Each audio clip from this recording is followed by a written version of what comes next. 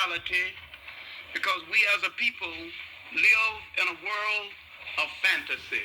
And once we face reality and use religions properly, and once we understand how they are used by other people, and once we separate, not so much as separate spirituality from religions, and understand that out of our spirituality came the world's religions, and that we have been naive and let people take from us the basis, the elements, make religions and come back and sell them to us. Once we understand that, and that we had a much better version of the same religions before their former creation, then once we recover from the shock of discovering that we had something better than what was sold to us, rehashed from our elements, then go back and take the great spirituality we had and move with it. And once we understand what we were and where we are, we will understand what we have to be and where we still have to go. We are still thinking minority when we were never a minority. But we are letting minority people fool us into thinking minority. And we are literally being controlled by minorities who endear themselves to other minorities by demonstrating their ability to control us. And they control us by manipulating images through politics, religion, in the mass media. All right, the subject admittedly is dangerous. As religion is a delicate and dangerous subject, it is even more delicate and dangerous when you're talking to people of African descent. Because where religion is concerned, we are a purist people. We are the true believers. We out-Pope the Pope and out-Muhammad. We believe in things in its purest form, and we actually believe things are exactly what they say they're supposed to be. We have a humanity that actually makes us believe that people believe in democracy, and the inventors of it don't believe in it. And we had democracy before they think they invented it. And when they invent a fake version of it and sell it to us, we accept the fake version and neglect the genuine democracy that we have been living all along. Not only democracy, but humanity. We have had a historical fascination for ideas that come from the outside, and this has been our trap. And we have not studied those people who sell us fake trinkets, fake ideals, fake government forms, and rehash our religions that we invent in the first place.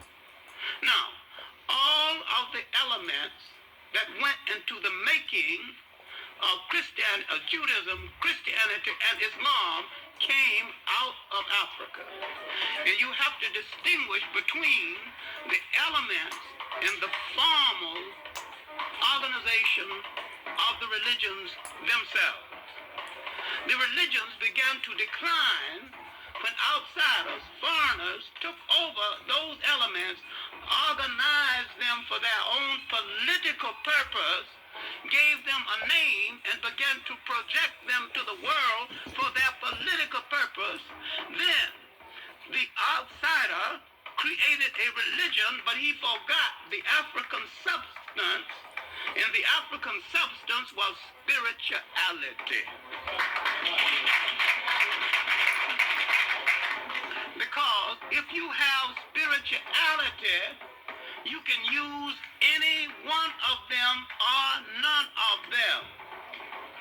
Because the African spirituality encompassed the essence of all of them.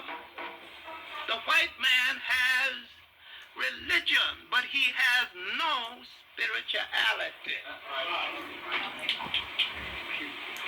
Then you must study and understand the difference between Islam and Arabism, something which is difficult for black people to understand.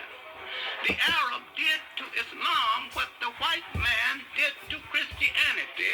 He subtracted the spirituality and made it a political instrument for his opportunism. But when it came over to the African accepted the spiritual aspect of it and forgot that to the Arab it was then and still is a political game, and that the spiritual aspect left him very early, and that he was then and is now playing a game, and that the spiritual aspect never touched him.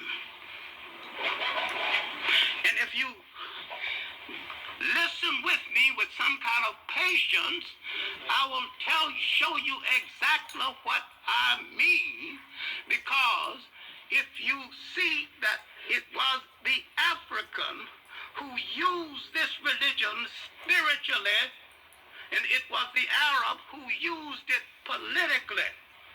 It is the African who still uses it spiritually, and it is the Arab who still uses it politically. If you look at the present-day Sudan, where the Arabs have declared war on African cultures, and he not only while he declared war on African cultures, he's eating bacon, drinking scotch, and patronizing European whores. He is as holy as a dog. And yet, you can go to Egypt and order scotch, bacon, or anything you want from the West, including a Western woman, and you can go to an African country that is Muslim, and if you order scotch, you might be put in jail. I am saying that Senegal, a Muslim African country, is more Muslim in its practice of the faith than Saudi Arabia. And you have African countries, because Africans in general believe in the spirituality of the religion, and while the Arabs practice the political aspect of the religion, devoid of spirituality. And it is the African side of Islam that has used it for spirituality. It was the African side of Islam and the African side of Islam alone that has used it as a rallying cry for social reform and revolutionary change. Now, in a speech at the African Poetry Theater a few weeks ago, I asked the audience, could anybody name one Arab who used Islam as a rallying cry for revolutionary change? A Senegalese student rose up and said, Gaddafi. Could you prove he don't know what Gaddafi is doing? Gaddafi is an Islamic zealot who is trying to use Islam to start a new form of Islamic and Arab imperialism. He's doing a few good things to disguise his con game. Otherwise, why would he be in Chad and Niger? He's looking for minerals, he's looking for resources, and he's backing those African countries that he can Islamize. And why would he build a mosque in Ghana? And when Ghana wanted some money for a sewage system, he would refuse. You see the politics, but you don't see the spirit. Now, there's some things he's done that I admirer. I've been in Libya 3 times and I've talked to him twice. He has a country 2/3 desert. It's almost self-sustained in food. That is to be admired. You've got African countries rich in soil, rich in forests, buying rice from Texas, and they got big rivers running through the country, and all rice needs is water, moisture. All sugarcane needs is moisture. You got them buying sugar from other countries, not making the best use of their own resources. And yet, he has made better use of his resources internally than many countries in Africa that have 10 times more resource. That's a plus for him in taking care of his people. But his external program is a form of Islamic colonialism that the African can't see. The African has got the illusion that there's somebody going to do something for them for nothing. The European and the Arab are similar.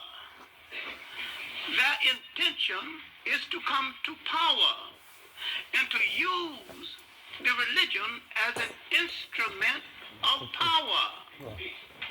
Now, I believe religions should be instruments of spirituality and moral uplift.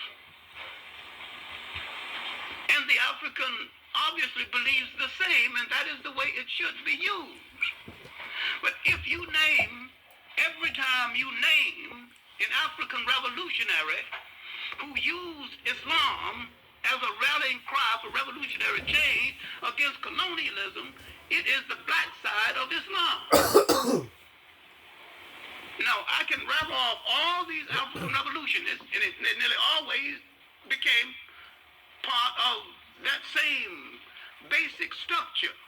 Now, I am not against Islam. I see it as a force in human history that has to be reckoned with, and that at times has commanded respect and can again command world respect. If forced to the wall and if I have to choose between it and Christianity, I would choose it. I am that disgruntled about Christianity. I'm that disgruntled about it because I think both of them have failed their mission to mankind, and there is no excuse for them failing in their mission to mankind. I don't excuse either one of them, as I don't excuse the United States or Russia for failing their promise to mankind. I think that both two thugs, I'm not equating Christianity and Islam with Russia and the United States. I am saying that these are world forces that made promises, and that these two thugs who met in an icebox recently to reflect their temperament and their character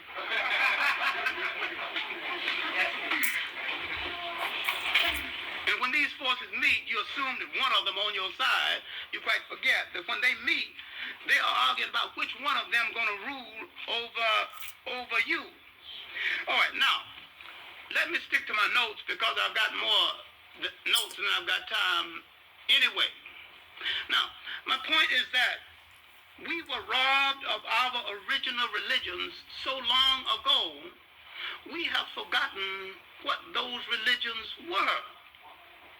And once we go back to the original base of our religions, before Judaism, Christianity, or Islam, and when we go back to those religions were based on spirituality, and the God concept of those religions, of Judaism, Christianity, or Islam, came out of what I refer to as pre-God religions. I don't use that anymore because people don't understand what I mean about pre-God religions. They're so accustomed to the word God, they cannot understand that there was a time when man thought of a force in the universe presiding over the universe, and while he meant God, he did not use the word God, and man had more spirituality totality before he consistently used the word God. He used the God force and the God concept without using the word. He meant the same thing, and ultimately Western man interpreted that as meaning the same thing. But during at this period when everything was an all-encompassing, all-conclusive, man had not created, the Africans in the great river civilizations had created a religion that was so all-conclusive. It was not a weekend Jimmy Swaggart type of religion. It was a kind of religion that touched your total being. It wasn't a Sunday religion, a weekend religion. It was part of your totality, your morality, your dress, your diet, your marriage, your total human being. And it dictated everything. And this is why, at this period in human history, man did not have a word for jail, because no one had ever gone to one.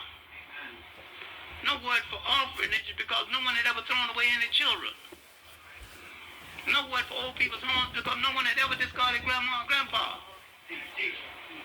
Man was truly religious, too religious to shirk his responsibility in any way. I'm saying that that was a truly great religious period of man. But once these foreign clowns began to organize and misinterpret what the great Nile Valley African thinkers had, and began to slap names on them, and began to make political and military use of them, that's why the whole thing went wrong. Now, when we look at Islam, where the brothers go wrong, that every time they move from one religion to another, they think the new religion has been with us forever. It is the newest of the world's religions, and the last one to come into the mainstream of historical consideration. And when you separate it from Arabism, if you can, and it is difficult, I must admit. But when Islam moved over into North Africa,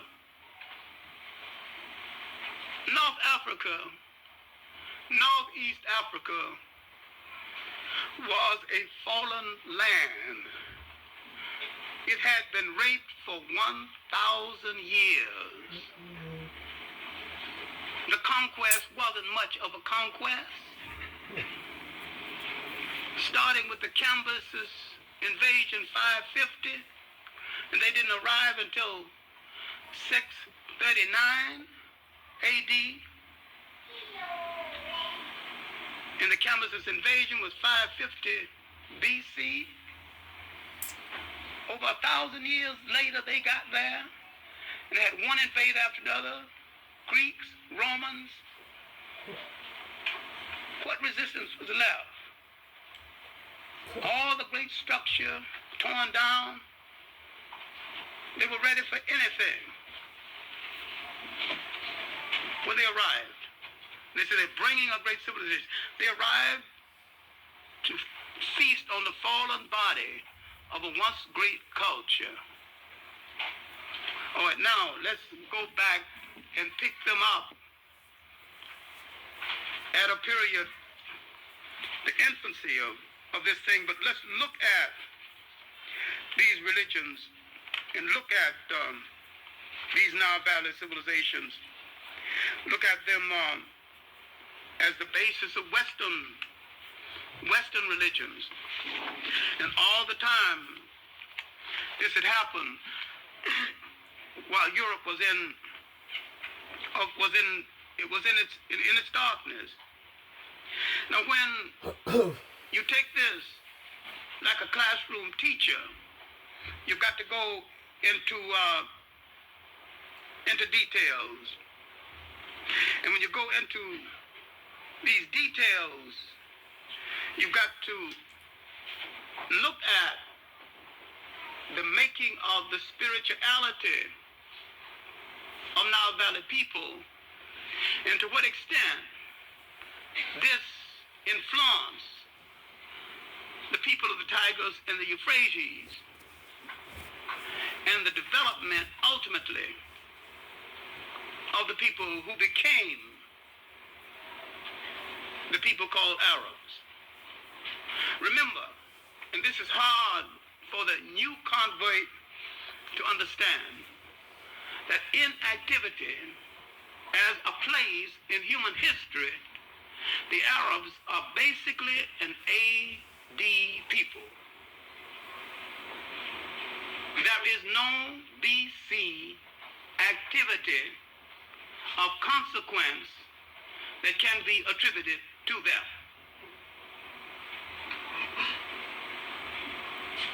Now, if you want to build a religion around them that has been there forever, and if you want to say, as some brothers have said, God created the first Muslim, his name was Adam, I don't know what you're talking about.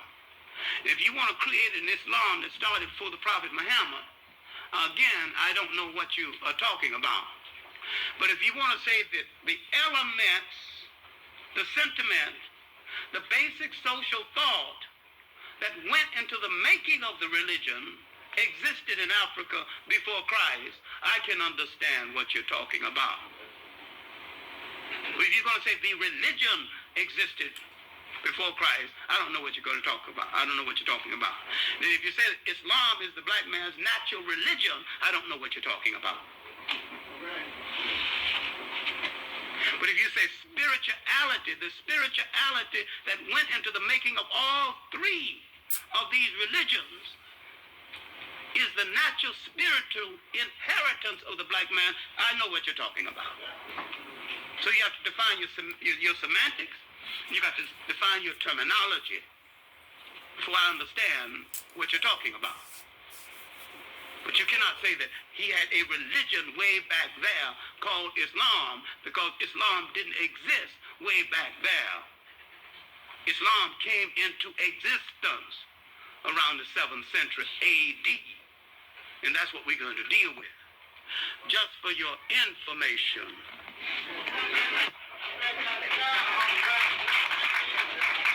Some people never seen the Quran. This is it, in English and in Arabic.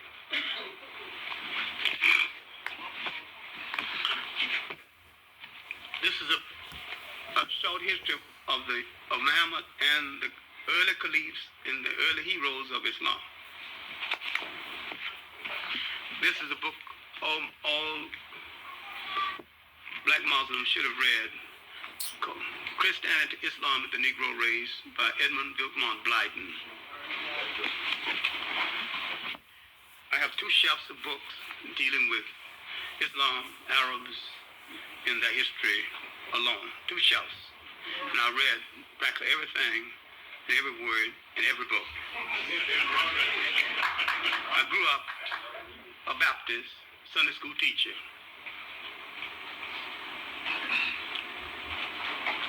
I belong to an African spirituality. I respect all religions when they practice what they preach.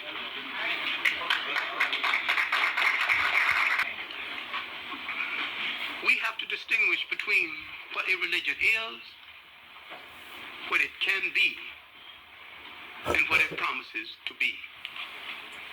Now let us start with the present and work back. Let us start with Elimazar Roy's series, The Africans. Because this series will and has done a lot of damage, principally because most African people who see the series never read one book on Islam, never read one book on Arab history, and do not plan to do so. And all they have is his word. And they're not going to check him out.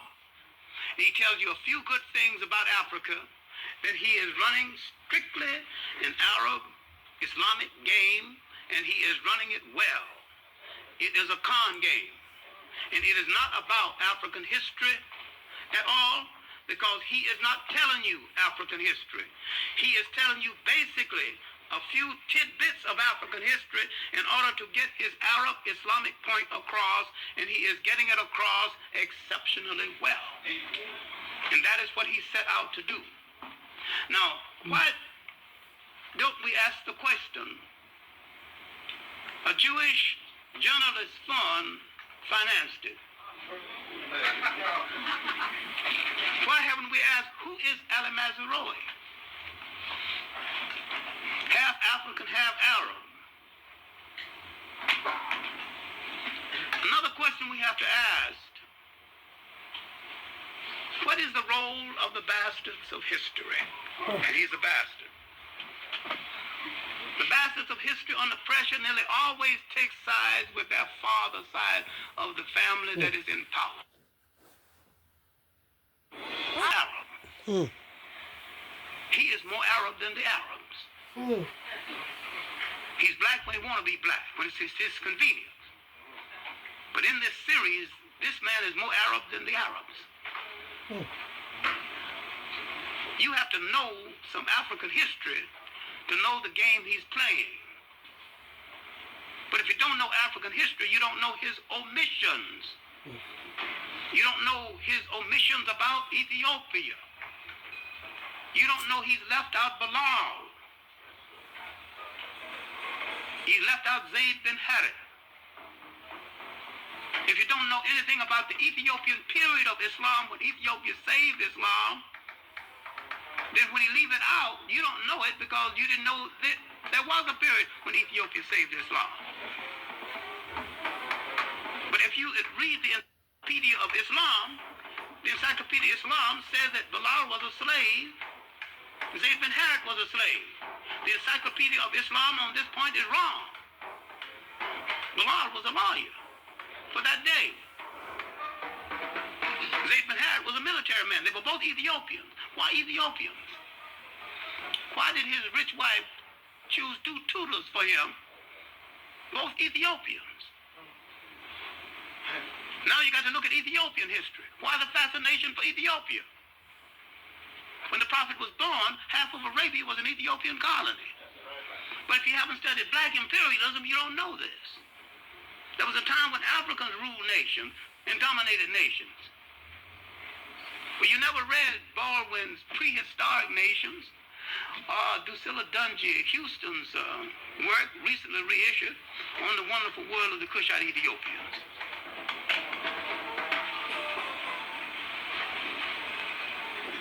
The second chapter, Chancellor Williams' work, The Destruction of Black Civilization, dealing with the southern African origins of Egypt. Look how much you have to know. Now, in his fourth stanza, the fourth session, which was really one of the better ones, dealing with exploitation, he dealt with it pretty well. He opens by downgrading the Western slave trade by 12 million people.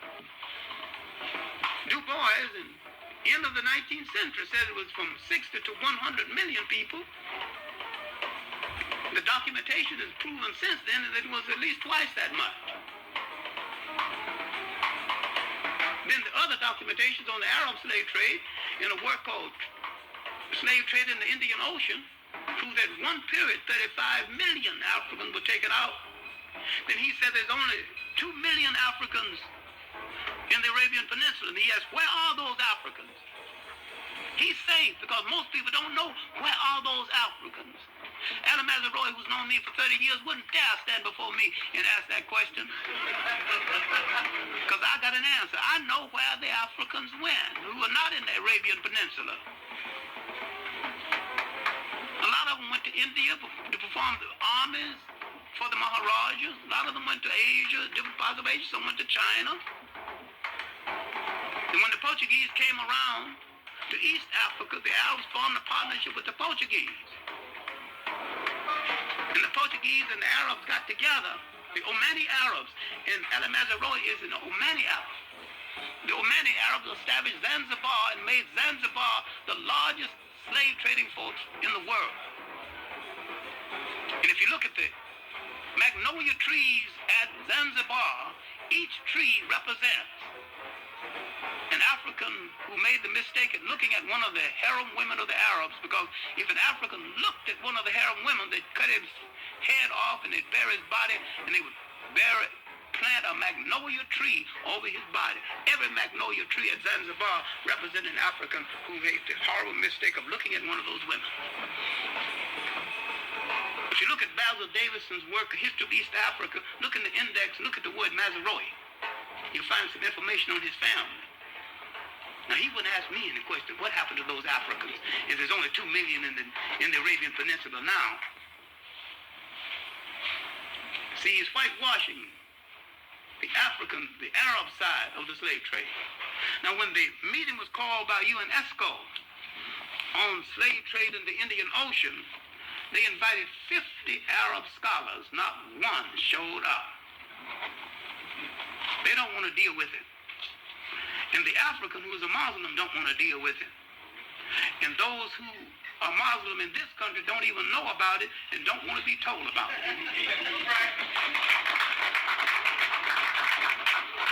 Because they think when they left Christianity, they joined a pure thing that is without fault. I'm not saying leave it. Stay with it. Stay with whatever you want to stay with. But realize all Western-oriented religions are faulty.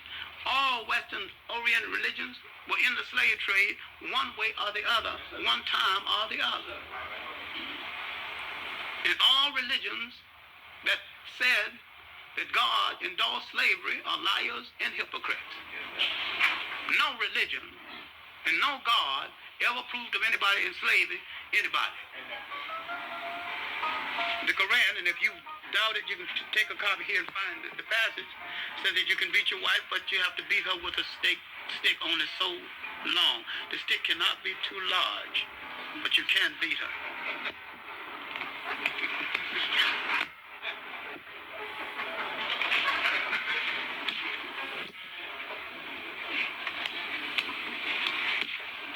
Now, when you go back to the laws of Hammurabi, 2000 BC, from Babylonia, and you can see the origin of some of this. It's supposed to be the first civilized law. Hammurabi said that slavery is a good thing. It's all right to have a slave, but you got to have some humanity about it. You've got to give him a day off.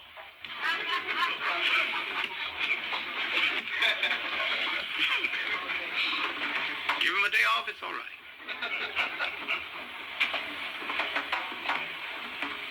We need to read more of other people's history and more of our history. And if we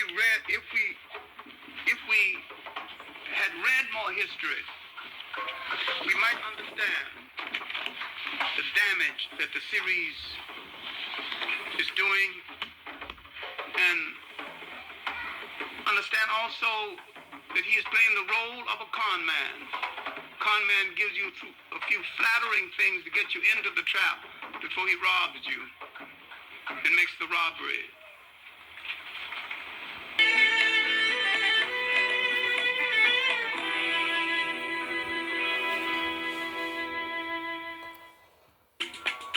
Islam in Africa, one of the continent's main religions. Islam arrived early to Africa in the 7th century. By the 11th century, Islam had spread across North Africa and also to parts of the East and West. In this program, we look at how Islam took hold in Africa and how it assumed a uniquely African guise. And how the powerful Islamic dynasties of the Berbers in North Africa created empires that stretched across the continent and extended as far as Europe.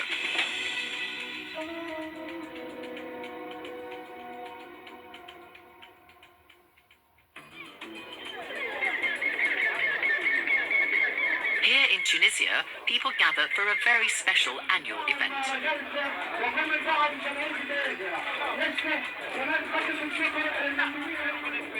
Hunting with birds, a sport beloved by the Arabs, is popular today across North Africa. The Arabs arrived in Africa in the first half of the 7th century, and their influence is particularly evident across the north of the continent. The Arabs brought their faith, language and culture. Today, Islam is the dominant religion and Arabic the main language in the region. ازيك اهلا كيف حالك؟ اوه ممكن ناخذ شكرا. So this is the he wants me to dance with it. You know, the Falcon Festival here at Al Hawaria in northeastern Tunisia takes place. It takes place just once a year, and these birds actually migrate from Arabia to this part of North Africa in search of food in those mountains there behind me. And the locals really just have this festival. They keep the bird. Oh, well, the locals here keep these birds as a hobby just for a couple of months to train them for this festival. And what they do is they throw a bird and then the falcon is supposed to run after and catch it. And if your falcon does that, then it's done well. But with falconry, actually, it goes back centuries. The Arabs actually used falcons for hunting, and handling them is a skill which is just handed down from generation to generation. But you'll be glad to hear that these falcons, after a couple of months, they are returned. They're freed, they're liberated, and they go back to their home in Arabia. الطائر هذا هو طائر البرني، وهو من فصيلة الصقور أو الشواهين عند الخليجيين. هذا يعيش معنا في الجبل هنا في تونس في الهوارية. ناخذ 4 طيور صغيرة من الأعشاش موجودة في الجبال الهوارية. أول حاجة هي احنا نصطادوا بهم الحجل والسمان والحمام، وخاصة طائر الحجل، خاطر هذايا عنده سرعة كبيرة وفائقة توصل حتى ل 380 كم في الساعة. وهذا 300 كم في الساعة. أي عند القفز 30 km an hour. واو. أي وطريقة الصيد نتاع الطائر البرني من أعلى إلى أسفل. ياخذ العلو ثم ينزل على الفريسة. Beautiful, beautiful creature. Thank you very much indeed. شكرا.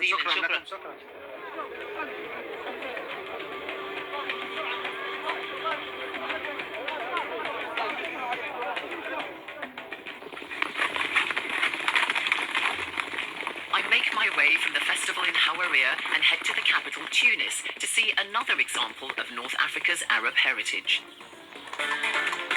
The famous Arabian stallion is the most highly prized horse in the region to this day. The Qasar Sayed Hippodrome in Tunis is where locals keep their thoroughbreds, and Haytham As-Sayed wants to show me his horse. Very nice to see you. Thank you. Hi Zayn, how are you? Fine, thank you. So, Haytham, thank you so much for showing me your beautiful horse. This is the Arabian breed. What makes it so special, and why was it significant historically? Well, the Arabian breed is very special because the Arabian horse adapts itself to our climate, which is the whole North Africa. Well, the heat is extreme and they can survive very well on it, even on little water. They have plenty of stamina. This is the reason why they were used for the big conquests, historically speaking. They have plenty of speed as well. This is why we raised them in Tunisia. And as a breed, in general, they are smart, they are intelligent, and with plenty of character. I haven't ridden a horse for many, many years. I think I'll leave it to you or somebody else to show us just what this horse can do. Thank you so much. Are you going to help me get off now? The Arabian stallion was amongst the most treasured of the animals that the Arabs brought with them to Africa. The Arabs' intention was to spread their Muslim faith, and one of the first places they set their sights on was Egypt. The Arabs came to Egypt very early in the history of Islam. An Arab commander called Amr ibn al-As arrived in the country with a small army around 640. This is the site of the oldest mosque in Egypt. It's called Amr ibn al-As after the brilliant Arab general who conquered Egypt and brought Islam to the country. The mosque is situated in Fustat, the new capital he established for Egypt, and is part of modern-day Cairo. The present mosque dates back from the late 18th century and is built in a style which reflects the simplicity of the original mosque. The conversion of the Egyptians to Islam was gradual. I meet Dr. Abdelbaki Al-Sayed, an Islamic scholar inside Egypt's famous Al-Azhar Mosque in Cairo. He told me that Amr ibn al-As completed his conquest through a peace agreement with the Egyptians. فكان هناك رؤيه وبعد كبير جدا من عمرو بن العاص ان يتعامل مع المصريين بطريقه اللين، بطريقه التسامح، وهذا ما جعل الاقباط كلهم الا قليل منهم يتحالفون مع عمرو بن العاص واستقبلوا الاسلام بكل ترحاب. He didn't just bring Islam with him, he also introduced Arabness to Egypt, didn't he? لكن بدأ يعلم الناس الحوار في المسجد كان بيتم باللغة العربية، تلاوة القرآن كان بيتم باللغة العربية. التحول إلى اللغة العربية لم يأخذ وقتا طويلا. After penetrating Egypt, the Arabs decided to attack the Christian Nubians in northern Sudan, who by now had been Christian for hundreds of years. The Arabs went to the town of Old Dongola and destroyed the cathedral there, so that today all you can see are just ruins of some early churches. Professor Yusuf Fadil is one of Sudan's foremost experts on the arrival of Islam, and he explains how a truce known as a Pact was struck between the Nubians and the Arabs. The first contact between Islam and the Sudan was 651 AD. Now, no sooner has Islam spread in Egypt than the Nubians here began to make skirmishes in the southern part of Egypt, sort of defending or coming to the assistance of their Christian brothers there. And that caused some annoyance. The Caliph in Medina decided to put an end to that. So they began to send a kind of winter attacks to stop the Nubians from doing this. In the end, they decided to send a campaign against the Nubians to stop them from harassing the inhabitants of southern Egypt. And that came what we call the Pact Agreement. Now, the Pact Agreement is a treaty of no aggression. Each will not attack the other. That is, in essence. This treaty continued for something like 600, 700 years. Nubia had managed to hang on to its independence. The Pact or treaty lasted for 6 centuries, and the Nubians continued to practice their Christian faith. But in the end, the Nubians and other people in what is today Sudan could not resist the tide of Islam, which came to them from 2 directions, from the north and from the east. From the north, trade, interaction, as well as military expeditions from Egypt to Nubia meant its Christian heritage began to unravel. Islam also entered Sudan from the east, from Arabia, just a short journey across the Red Sea.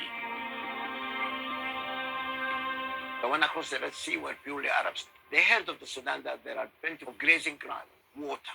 So the news came to them through those merchants who have been to the Sudan, and people began to infiltrate, at first in very small numbers, unnoticed, and continued until it reached its peak during the 13th, 14th, and 15th century, the climax of the Arab migration. That is one attraction. The second one is that in the eastern desert, Arabs discovered gold mines and emerald, and this is to them constituted a gold rush. They came in large numbers. Did these Arabs integrate? Did they intermarry, for instance, with the local populations? A lot of intermarriage. I would say it has produced something very unique. If you take it in the way of culture, by way of music, we are more African-oriented in our music than any Arabian. This is the first sign. The color itself is became more African than Arabs as such. In the behavior, we have a lot of Arabian customs and the same African ones. Give us some examples. And the way the people behave, being generous to the people who come along the road, this is more of an Arab country, perhaps. Now, if you take the facial marks, this is an African custom. And you see it on my face, and I have been there for a long time. This is an African custom. When the Arabs came, they adopted it. However, the custom of tribal marks is one that has died out today in Sudan.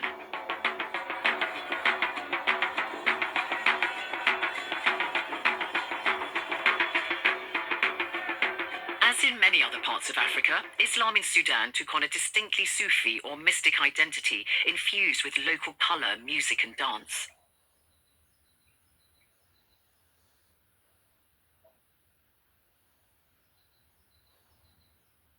These people are referred to as the whirling dervishes, though to be accurate, they are groups of worshippers who sway, twirl and dance and chant praise to Allah repeatedly, building themselves up into a high state of spirituality.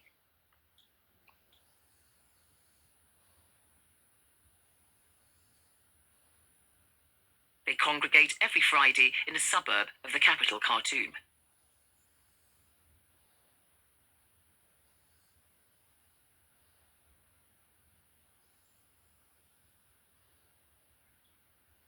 Can you describe what the main features of Sufism is and the dervishes that we see today in Sudan? personally, I think it's more of an African influence in it more than in other things.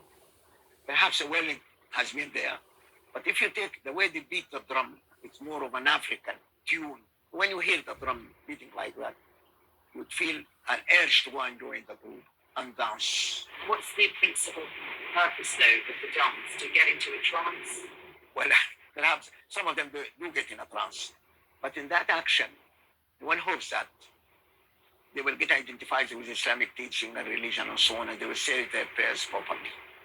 So that is perhaps a means to bring them, but not an end in itself.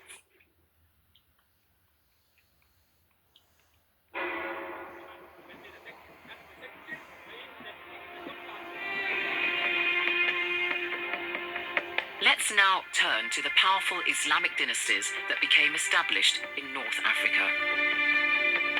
It was another Arab general, Uqba ibn Nafi', who swept across North Africa and introduced Islam to this part of the continent. He was the nephew of Amr ibn al-As, who brought Islam to Egypt. Uqba ibn Nafi' first arrived in North Africa around 644. He defeated the Berbers, who followed their traditional religions or were Jewish or Christian. Their conversion to Islam took place over a period of time. The legacy of Uqba ibn Nafi' is still evident today in the region, for instance in the town of Kairouan in northern Tunisia. Uqba ibn Nafi' brought with him many Muslims from Arabia, the early followers of the Prophet Muhammad. They settled and died in their new home in Kairouan. This is the tomb of Abu Zama' al-Balawi, one of the companions of the Prophet Muhammad. Now, al-Balawi actually died about 40 kilometers from Kairouan, but he was brought here for burial. And local legend has it that buried with him are 3 hairs belonging to the Prophet Muhammad that apparently he always kept with him. The 7th century marked the start of a golden age in Kairouan. There were amenities and services. And when, for instance, the inhabitants of Kairouan suffered from water shortages, the authorities here built reservoirs like this one behind me. The water was brought in via aqueducts from the hills west of Kairouan into the reservoirs. The water system, built so many centuries ago, is still very clear to see, and one can only marvel at the sophistication of its engineering. After his campaign in what is today Tunisia, Uqba ibn Nafi' went to modern-day Algeria, where he was killed in battle by the Berbers. هي معركة مشهورة شهيرة إلى الآن ما زال قبر عقبة معروف في الجزائر في الموقع الذي حصلت فيه المعركة فمات يعني قتل جيش عقبة بن نافع كله في هذه المعركة. There was a gap of several decades before another Arab general, Musa ibn Nusayr, would go to North Africa to try to subdue the Berbers. Musa ibn Nusayr was one of the greatest Arab commanders in this period of history. He succeeded in bringing North Africa under Arab control, spreading Islam and expanding the influence of the Muslim Caliphate. نعم موسى بن نصير يعني واصل في الحقيقة مشروع بناء الخلافة في هذه الفترة. تبين جليا بأن هذه القطعة من شمال إفريقيا تميزت بنوع من المقاومة. ابن خلدون المؤرخ الكبير يقول بأن البربر ارتدوا 40 مرة، يعني يسلمون ثم يرتدون. فقد لا يكون هذا صحيحا من حيث الرقم، ولكنه صحيح من حيث مقاومة الاحتلال ولكن قبول قيم الدين الجديد. فموسى بن نصير قدم وفي خطته استمالة المغاربة وتشجيع المبادرات الفردية في نشر الإسلام. However, there were some Berbers who wanted neither Arab rule nor Islam, like the legendary Berber queen known as Kahina, or Kahina as the Arabs call her. Her name means priestess or soothsayer. She led the resistance to the Arabs and their religion. Kahina was believed to have been born in the early 7th century and has attained mythical status as a heroine for all the people of North Africa today. Moroccan historian Professor Nuhi Al-Wafi is a Berber or Amazigh, as they prefer to be called. الكاهنة كانت أميرة في قومها أو كانت زعيمة في قبيلتها التي كانت في منطقة الأوراس، وهي في الجزء الشرقي من الجزائر في منطقة سوق هراس الحالي. فكانت توصف ببعد النظر وتوصف بأنها تقرأ الغيب، ولذلك تنبأت لما رأت مقدم العرب تنبأت بأن مستقبلا سيئا ينتظر المنطقة، وتنبأت بأنها ستقتل على يدهم. As she predicted, Kahina was killed by the Arabs for refusing to accept Islam, but she urged her 2 sons to convert in order to survive. This was the stronghold of Queen Kahina, the Ores Mountains of eastern Algeria. You can just imagine her using her knowledge of the terrain to attack the invading Arabs. Queen Kahina is a symbol both of Berber pride and strong female leadership right across North Africa, and it was here in Algeria that she died. Kahina's stand against Islam may have been brave, but in the end, her resistance to the Islamization of the Berbers proved futile. But the introduction of Islam was often peaceful. By the end of the 7th century, a holy man from Mecca called Moulay Idris took refuge in the old Roman town of Volubilis in modern-day northern Morocco after experiencing problems in Mecca. Moulay Idris so impressed the Berbers with his piety that they made him their leader. He had children with a Berber woman called Kenza and gave his name to a new dynasty, the Idrisites. Moulay Idris was succeeded by his son Moulay Idris II. He expanded the state and in 807 moved his capital to Fez, which he wanted to turn into a center of enlightenment. Fez is home to the Karouin Mosque, one of the finest in the world. According to local tradition, when Moulay Idris II died in 828, he was buried here in this tomb, in this mosque, in his beloved Fez. Upon his death, he was succeeded by his son Muhammad, but he turned to his mother Kenza for advice, and she told him to divide the kingdom amongst his father's 10 sons. This weakened the Idrisite dynasty and spelt the beginning of the end of their rule. But the Idrisites did manage to hang on to some of their power, and they continued to rule in a decentralized manner for nearly a century after. And Fez was established as one of the ancient centers of learning. In fact, it has the oldest university in continuous use in the world. Its old quarter dates back to the early 9th century, though the remains are mostly medieval.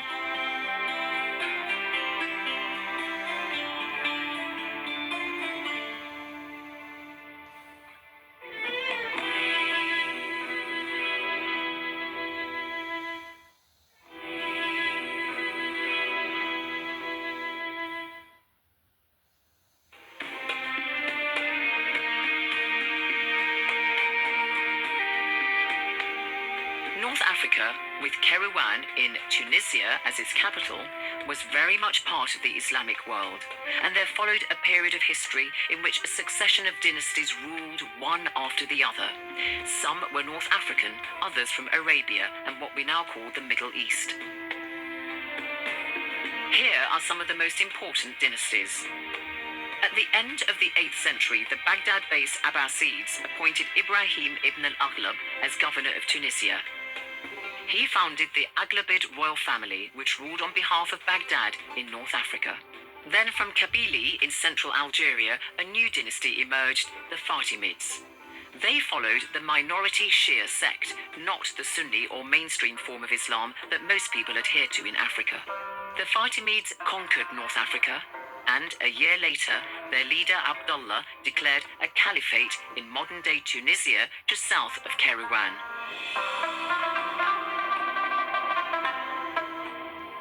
The Fatimids built a new capital called Mahadiya. Go there today and you see the hand of Fatima everywhere. Fatima was one of the daughters of the Prophet Muhammad. Ahlan wa sahlan. I get my own personalized version.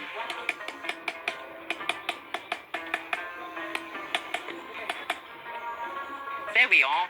Abdul Latif engraved my name in Arabic, Zainab Badawi. And that's the hand of Fatima, which will apparently bring me luck.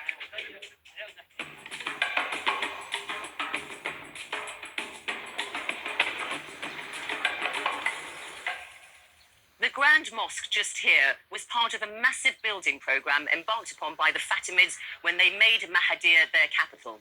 It was founded in the early 10th century by the Caliph Abdullah al-Mahdi, and he gave the city his name.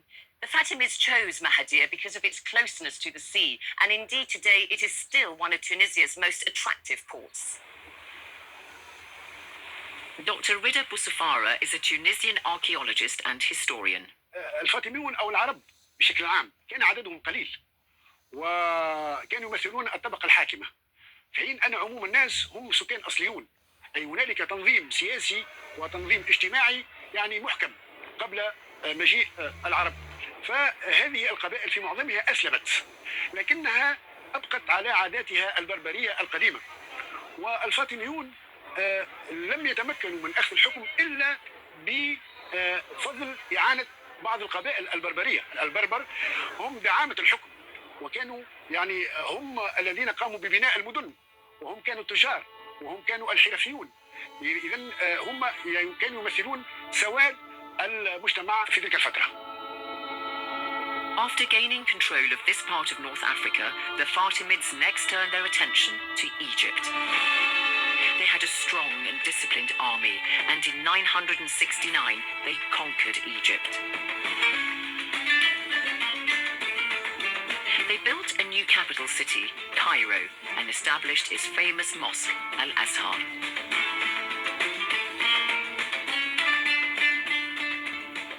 The Al-Azhar Mosque in Cairo, which was built in the 10th century. For hundreds and hundreds of years, it has been the seat of Islamic learning for the Sunni form of Islam. But in fact, it was built by the Fatimid dynasty, who governed Egypt for 200 years, and they adhere to the Shia form of Islam. Ensconced in Cairo, the Fatimids' hold on their dominions elsewhere came under challenge. In their former capital, Mahdia in Tunisia, a local family, the Zirids, were ruling on behalf of the Fatimids, but they opposed the minority Shia form of Islam practiced by them.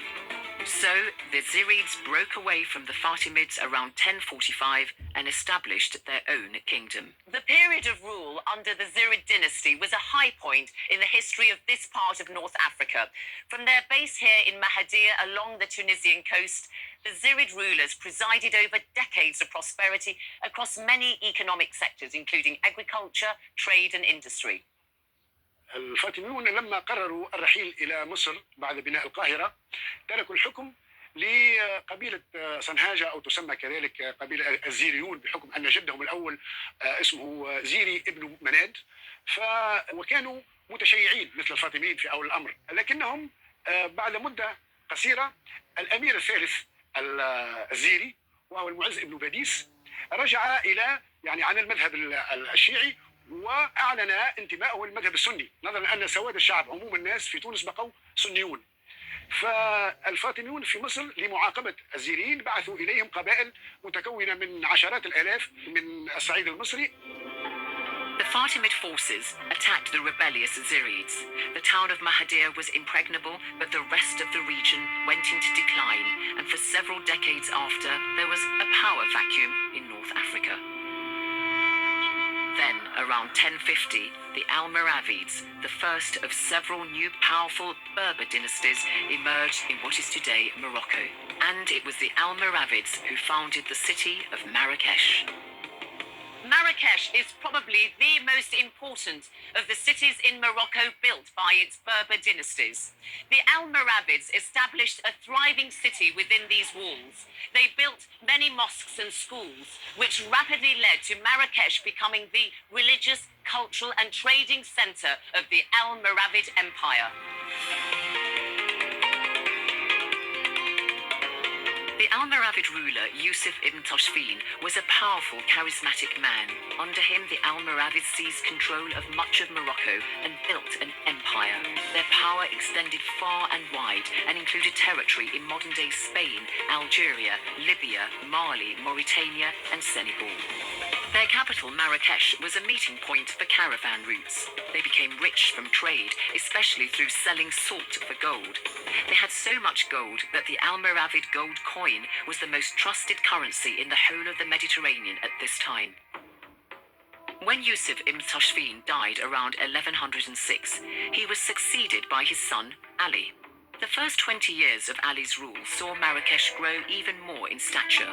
But faced with unrest to the north and south, the Almoravids grew weaker, and by 1147, a new dynasty came to dominate the region, and they were the Almohads.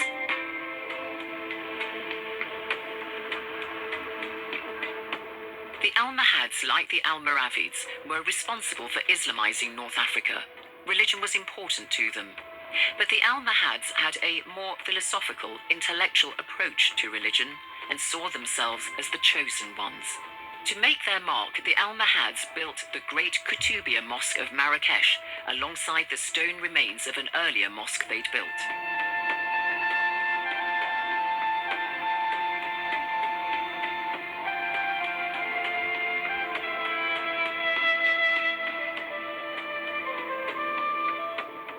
Non-Muslims are not permitted to go inside the Al-Kutubiyya Mosque, but it's only when you enter that you get a sense of its scale, magnificence, yet striking simplicity. The Al-Kutubiyya Mosque is the most impressive legacy of the Almohad rulers of Morocco. The Almohads' architectural heritage was one of their greatest achievements. They established a new capital on the site where Rabat, Morocco's current capital city, stands. But they also set up efficient government frameworks and coherent taxation systems. They were major patrons of philosophy and therefore helped stimulate new thinking, which later influenced European Renaissance intellectuals. Yusuf Yaqub al-Mansur, to give him his full name, was the third Almohad ruler. He was in power from 1184 to 1199 and was reputedly an accomplished man who wrote beautiful Arabic prose. Walking around the old quarters of the Almohad fortress of Rabat, you can almost feel the presence of the Almohads. By 1250, the power of the Almohads had drained away. By now, the most powerful of the Berber kingdoms was a dynasty known as the Merinids, a nomadic Berber tribe who encouraged the cult of holy men. Their most famous king was Abu al-Hassan, known as the Black Sultan. He ruled his empire with an iron fist, and under him the city of Fez regained its former glory and once more became a center of culture and craftsmanship.